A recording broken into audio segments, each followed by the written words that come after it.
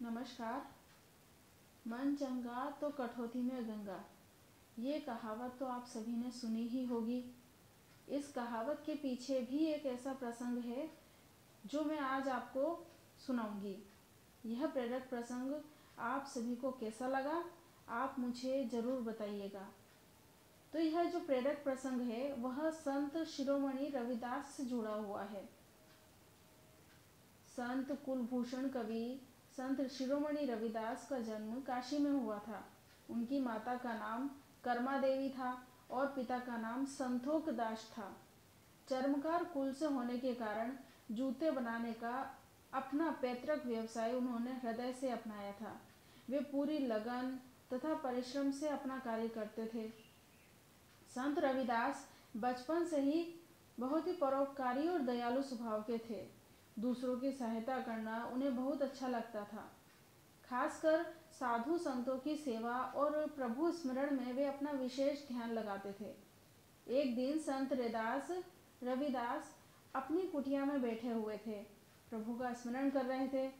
तभी एक ब्राह्मण रविदास की कुटिया पर आया और उन्हें सादर वंदन करके बोला कि मैं गंगा जी स्नान करने जा रहा हूँ, सो रास्ते में आपके दर्शन करने चला आया।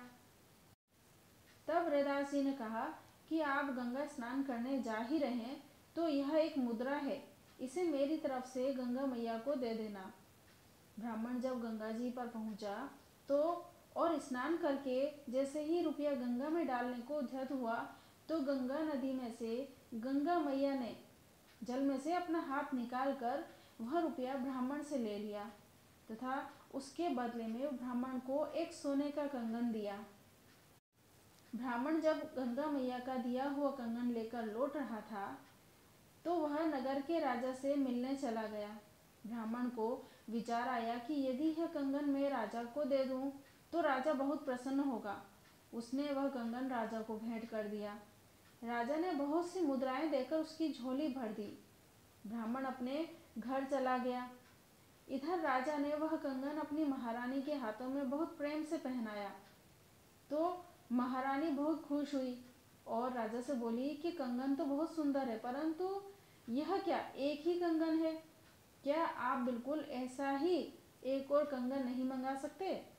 तब राजा ने कहा कि हे प्रिय, ऐसा ही एक और कंगन मैं तुम्हें शीघ्र ही मंगवा दूंगा।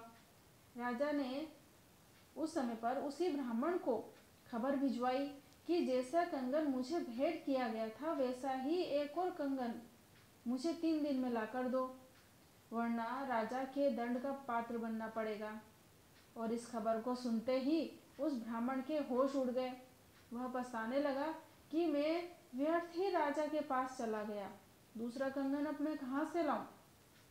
इसी ऊहापोह में डूबते उतरते वह रविदास जी की कुटिया पर पहुंच गया और उन्हें पूरा वृतांत बताया कि गंगा जी ने आपकी दी हुई मुद्रा को स्वीकार करके मुझे एक सोने का कंगन दिया था और वह मैंने राजा को भेंट कर दिया। अब राजा ने मुझे वैसा ही कंगन मांगा है। यदि मैंने 3 दिन में दूसरा कंगन नहीं दिया तो राजा मुझे कठोर दंड देगा। तब रविदास जी बोले कि तुमने मुझे बताए बगैर राजा को कंगन भेंट कर दिया, इसका पछतावा मत करो।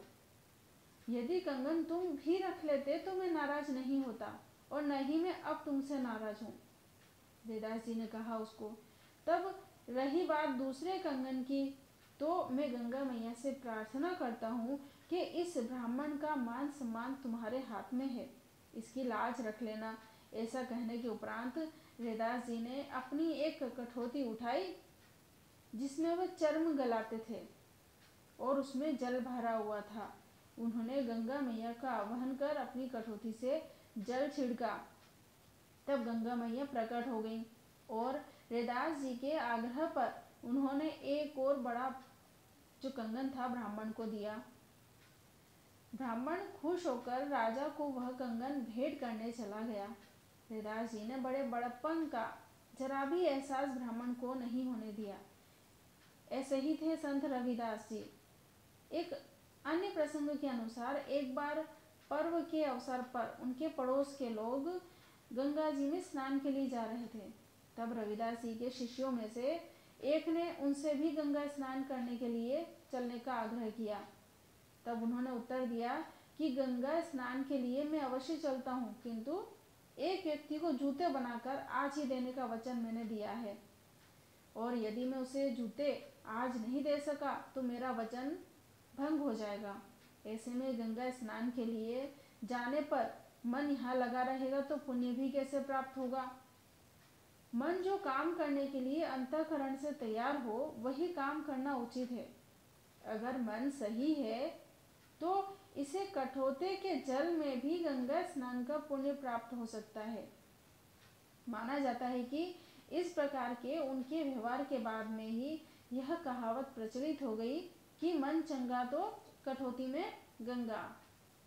तो इस प्रकार मुझे आप बताइएगा कि कैसा लगा। हर कहावत के पीछे कोई न कोई प्रसंग अवश्य ही जुड़ा हुआ होता है।